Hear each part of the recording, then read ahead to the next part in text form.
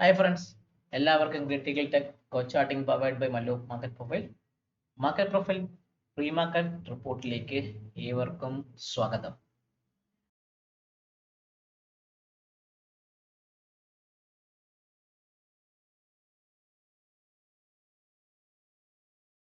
മടുത്തു ഈ മാർക്കറ്റിന്. സത്യം പറഞ്ഞാൽ നല്ല രീതിയിൽ മടുത്തിട്ടുണ്ട് കേട്ടോ. ഒരു ഓപ്ഷൻസ് ഒരു ഒരു ഒരു ഓപ്ഷൻ വാങ്ങിച്ചു കഴിഞ്ഞാൽ അത് വിറ്റ ഒരു പൈസ കിട്ടുമോ, അതും ഇല്ല. രണ്ടാമത് ഒരു പുട്ട് റൈറ്റ് ചെയ്ത ആ പൈസ വരുന്നില്ല. കോളിന് പ്രീമിയം കയറുന്ന സമയത്ത് കോള് വാങ്ങിച്ചു വെച്ചാൽ ആ പ്രീമിയം കയറുന്നില്ല. അങ്ങനെ ഒരു വൃത്തികെട്ട രീതിയിലൊക്കെയാണ് നമ്മുടെ മാർക്കറ്റ് പൊക്കോണ്ടിരിക്കുന്നത്. സോ നമ്മുടെ മാർക്കറ്റിന് അങ്ങനെ ഒരു എന്തോ ഒരു സ്റ്റെബിലിറ്റി ഉള്ള ഒരു മൂവ്മെന്റ് മാർക്കറ്റ് പ്രതീക്ഷിക്കുന്നുണ്ടോ? ആ സ്റ്റെബിലിറ്റി ഉള്ള മൂവ്മെന്റ് മാർക്കറ്റ് ആയിരുന്നില്ല. രണ്ടാമത് മാർക്കറ്റ് താഴേക്ക് വരുമെന്ന് പ്രതീക്ഷിക്കുന്നു, അതുമല്ല. ചുരുക്കി പറഞ്ഞാൽ ഒരു വൃത്തികെട്ട രീതിയിലുള്ള ഒരു കൺസോളിഡേറ്റഡ് ആയിട്ടുള്ള ഒരു രീതിയിലാണ് നമ്മുടെ മാർക്കറ്റ് ഇപ്പൊ പൊക്കോണ്ടിരിക്കുന്നത്. വിക്സ് ഇപ്പം നിങ്ങൾ നോക്കിക്കഴിഞ്ഞാൽ വിക്സ് ഓൾമോസ്റ്റ് ഏകദേശം 10 ആയി. ഓൾമോസ്റ്റ് 10ന്റെ ആ ഭാഗത്തൊക്കെ തന്നെ വിക്സ് കിടക്കുന്നത്. വിക്സിന്റെ ഒരു മൂവ്മെന്റ് ഒന്നും കാണുന്നില്ല. ഒരു പ്രീമിയം മൂവ് ചെയ്യുന്നില്ല. അങ്ങനെ ഒരു കൃത്യമായ ഒരു കാര്യത്തിൽ പോകുന്നു. ഞാൻ ഇന്നലത്തെ വീഡിയോ പറഞ്ഞ 27,000ന്റെ പുട്ട് നിങ്ങൾ നോക്കിയാൽ അറിയാൻ പറ്റും. ഡിസംബർ മാസം എൻഡിന്റെ പുട്ട് ഇന്ന് ഒരു 30 പോയിന്റ് അപ്പിലാണ് ആ പുട്ട് ക്ലോസ് ചെയ്യുന്നത്. ആ പുട്ടിൽ ചെറുതായിട്ടൊരു ബൈയിങ്ങിന്റെ ഒരു പ്രഷർ വന്നു തുടങ്ങിയോ സംശയമുണ്ട്. നിങ്ങൾ ഈ പുട്ടിനെ നല്ല രീതിയിൽ വാച്ച് ചെയ്യണം. 1740 1860 എന്ന് പറഞ്ഞാൽ ഈ ഒരു റേഞ്ച് എന്ന് പറഞ്ഞാൽ വളരെ ഇമ്പോർട്ടൻ്റ്. അത് പൊട്ടുകയാണെങ്കിൽ ഈ പുട്ടില് നമ്മുടെ മാർക്കറ്റ് താഴേക്ക് വരാൻ പോകുന്നു എന്ന രീതിയിലൊക്കെ ഒരു മൂവ്മെന്റ് ഒക്കെ മാർക്കറ്റിൽ വരാനുള്ള ചാൻസ് വളരെയധികം കൂടുതലാണ്. ഈ പുട്ട് നിങ്ങൾ എപ്പോഴും മാർക്ക് ചെയ്ത് വെക്കുക. ഈ പുട്ട് വെറൈറ്റി ഉള്ളവരാണെങ്കിൽ 1740 50ന്റെ ഭാഗത്തേക്കുള്ള ഒരു സ്റ്റോപ്പ് ലോസ് വെച്ച് മാത്രമേ കീപ്പ് ചെയ്യുള്ളൂ. ഇല്ല, നിങ്ങളൊരു ബൈയിങ്ങിനെ കുറിച്ച് ചിന്തിക്കുന്നുണ്ടെങ്കിൽ നിങ്ങൾക്ക് നല്ല രീതിയിലൊരു ബൈയിങ് എടുക്കാം. എന്നിട്ട് ഈ മന്തിന്റെ കറണ്ട് മന്തിന്റെ മന്ത്ലി അറ്റ് ദ മണി അല്ലെങ്കിൽ weekly at the money puts write ചെയ്ത് പൊക്കോണ്ടിരുന്നാൽ നിങ്ങൾക്ക് ആ പ്രീമിയം ഈറ്റാക്കി ഈ പുട്ടിനെ നിങ്ങൾക്ക് കയ്യിൽ വെച്ച് അതിന്റെ മാക്സിമം അതിന്റെ കോസ്റ്റ് ഓഫ് ക്യാരി കുറയ്ക്കാനുള്ള ചാൻസ് വളരെയധികം കൂടുതലാണ്. അപ്പൊ ഈ പുട്ടിനെ മേടിക്കുക. കറണ്ട് മന്ത് 25,000 അല്ലെങ്കിൽ 2400 പുട്ടിനെ വിറ്റുകൊണ്ടിരിക്കുക. എല്ലാ വീക്കിന്റെ ഇങ്ങനെ വിറ്റുകൊണ്ടിരിക്കുക. മാർക്കറ്റ് അടിക്കണേ നിങ്ങൾ ഹെഡ്ജ് ആയിട്ട് 27,000ന്റെ പുട്ട് നിങ്ങളെ കയ്യിൽ കാണും. ഇല്ല, താഴേക്ക് പോകുന്നുണ്ടെങ്കിൽ അതിന്റെ കൂടെ ഹെഡ്ജ് ചെയ്യാൻ കിടക്കേണ്ട ഈ പുട്ടും കിടപ്പുണ്ടാവും. ഇല്ല, മുകളോട് മാർക്കറ്റ് തിരിച്ചു വരികയാണെങ്കിൽ ആ റൈറ്റ് ചെയ്യുന്ന പുട്ടുകൾ നിങ്ങൾക്ക് എന്ത് ചെയ്യും? ആ പ്രീമിയം ഈറ്റായി പൊക്കോണ്ടിരിക്കും.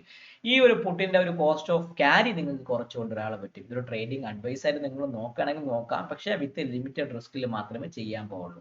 സോ നാളെ നിഫ്റ്റി 25,200 വരും. മടുത്തു എന്ന് പറഞ്ഞ മാർക്കറ്റിന്റെ റീസൺ കിട്ടിക്കാണ്. മാർക്കറ്റിൽ ഒരു മൂവ്മെന്റും കിട്ടുന്നില്ല. ഞങ്ങളെ പ്രോപ്പ് ഡെസ്കുകളൊക്കെ ഇന്നൊക്കെ വെള്ളിയാഴ്ച തൊട്ട് ട്രേഡിംഗ് സ്റ്റോപ്പ് ചെയ്യാൻ വേണ്ടി തീരുമാനിച്ചു. നമ്മളൊരു ട്രേഡ് FN പ്രോപ്പ് ഡെസ്ക് ഞാൻ റൺ ചെയ്യുന്നുണ്ട്. അപ്പം അതിൽ ഞാൻ 25 lakhs മിനിമം ഫണ്ട് ഉള്ളവർക്ക് മാത്രം ഞങ്ങൾ എൻ്റെ ടീം ഇവിടുന്ന് നിങ്ങളെ ഹെൽപ്പ് ചെയ്തിട്ട് ട്രേഡ് ചെയ്യാൻ വേണ്ടി.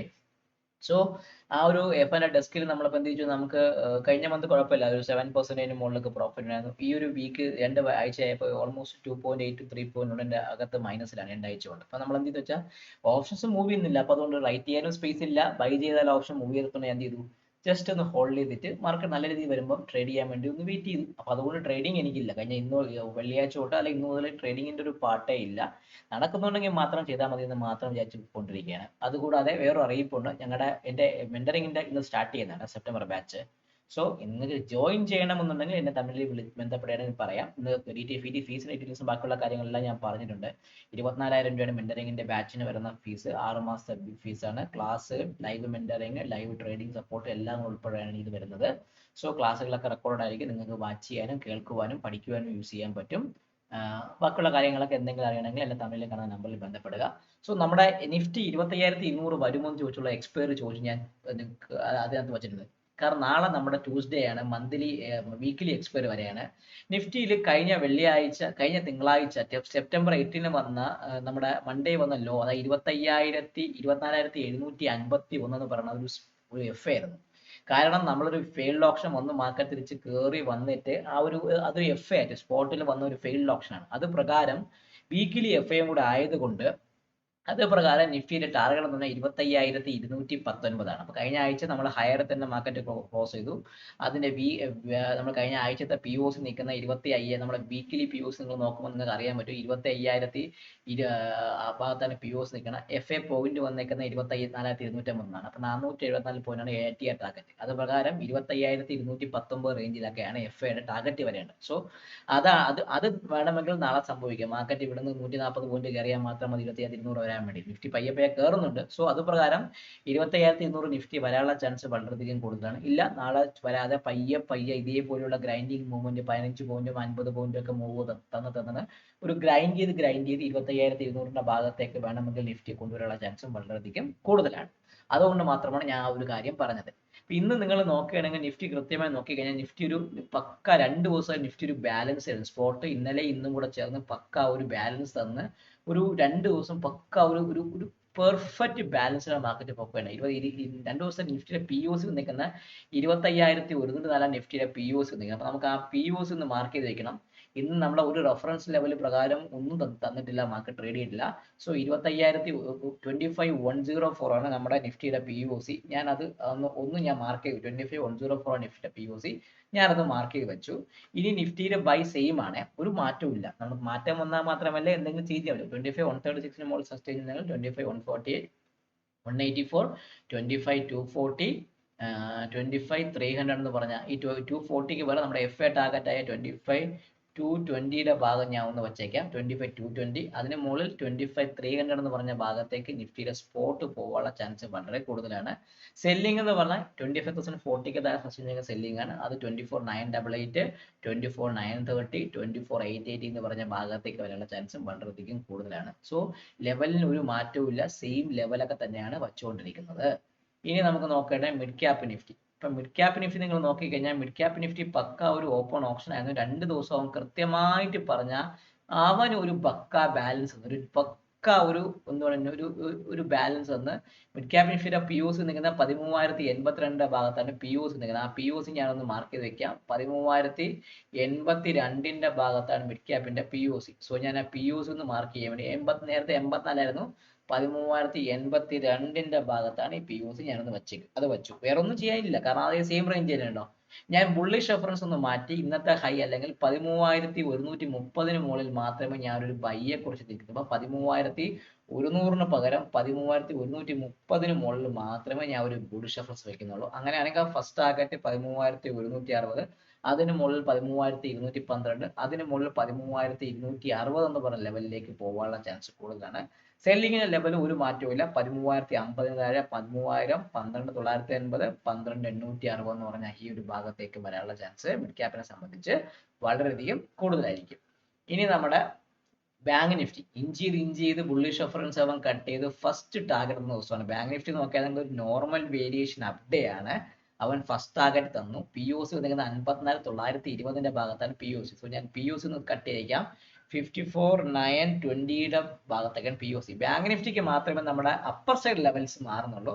ഇനി ബാങ്ക് നിഫ്റ്റിക്ക് ബൈ എന്ന് പറയുമ്പോൾ 55,000 മുകളിൽ 55,000 മുകളിലാണ് ബാങ്ക് നിഫ്റ്റിക്ക് ഒരു ബൈയെ കുറിച്ച് നിങ്ങൾ ചിന്തിച്ചാൽ മതി. അതൊന്ന് മാർക്ക് ചെയ്തിരിക്കുന്നു.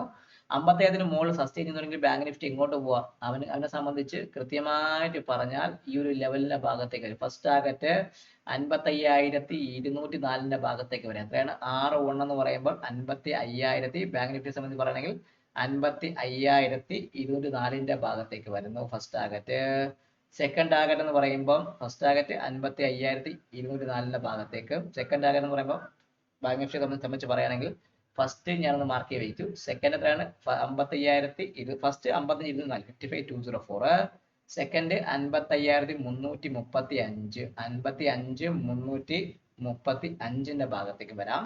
തേർഡ് എന്ന് പറയുമ്പോൾ ഈ ഒരു ഹൈ 55,477, 55,403 എന്ന് പറയുമ്പോൾ 55,477 ഭാഗത്തേക്ക് വരാം. ചുരുക്കി പറഞ്ഞാൽ ബാങ്ക് നിഫ്റ്റിക്ക് മാത്രമേ ഒരു ബുള്ളിഷ് റെഫറൻസിന് മാറ്റമുള്ളൂ. സെല്ലിംഗ് റെഫറൻസ് ഞാൻ ഒന്നും മാറ്റിക്കുന്നില്ല, അത് സെയിം ലെവൽ തന്നെയാണ്. 54,600 താഴെ മാത്രമേ നിങ്ങൾ സെല് ചെയ്യാൻ പറ്റുള്ളൂ. ഇല്ല എങ്കിൽ ഡിപ്പ് ബൈനെ കുറിച്ച് ബാങ്ക് നിഫ്റ്റിയിൽ ആലോചിക്കുക. എന്നാൽ 54,600 ഭാഗത്തേക്ക് കിട്ടുന്നുണ്ടെങ്കിൽ ഒരു ഡിപ്പ് ബൈനെ കുറിച്ച് ആലോചിക്കാം. 54,600 പൊട്ടിയെങ്കിൽ മാത്രമേ 54,496, 54,336, 54,196 എന്ന് പറഞ്ഞൊരു ഭാഗത്തേക്ക് ബാങ്ക് നിഫ്റ്റി വരാനുള്ള ചാൻസ് കൂടുതലായിരിക്കും. ചുരുക്കി പറഞ്ഞാൽ ബാങ്ക് നിഫ്റ്റിക്ക് മാത്രമേ ഒരു ലെവൽ ചേഞ്ച് ആയിട്ടുള്ളൂ. സോ ബാങ്ക് നിഫ്റ്റി നിങ്ങൾ നോക്കുകയാണെങ്കിൽ ബാങ്ക് നിഫ്റ്റി പറഞ്ഞാൽ പക്ക ഒരു നോർമൽ വേരിയേഷൻ അപ്പ് ഡേ ആണ് ബാങ്ക് നിഫ്റ്റിയെ സംബന്ധിച്ച്. നിഫ്റ്റി ഒരു പക്ക ഒരു 2 ദിവസം നിഫ്റ്റി പക്ക ഒരു ബാലൻസ് ഡേ ആണ്. ചേർത്ത് പ്രൊഫൈൽ പക്ക ഒരു ഡി ഷേപ്ഡ് പ്രൊഫൈലാണ്. മിഡ് ക്യാപ്പും നോക്കിക്കഴിഞ്ഞാൽ മിഡ് ക്യാപ്പ് ഏകദേശം പറഞ്ഞാൽ ഒരു പക്ക ഒരു ഡി ഷേപ്ഡ് പ്രൊഫൈലാണ് mid cap. So mid cap എന്തെങ്കിലും സാധ്യത മാർക്കറ്റിൽ മൂവ്മെന്റ് ഉണ്ടെങ്കിൽ ഈ മിഡ് ക്യാപ്പിലും ബാങ്ക് നിഫ്റ്റിയിലും ആയിരിക്കണം മൂവ്മെന്റ് വരേണ്ടത്. അങ്ങനെ മൂവ്മെന്റ് വരണമെങ്കിൽ അത് നല്ല രീതിയിൽ മൂവ്മെന്റ് തരാനും ഞാൻ ഈ പറഞ്ഞ 25,200 ഭാഗത്തേക്ക് നാളത്തെ എക്സ്പയറിക്ക് വേണമെങ്കിൽ ഒരു മൂവ്മെന്റ് തരേണ്ട ചാൻസ് നിഫ്റ്റിയെ സംബന്ധിച്ച് വളരെയധികം കൂടുതലാണ്.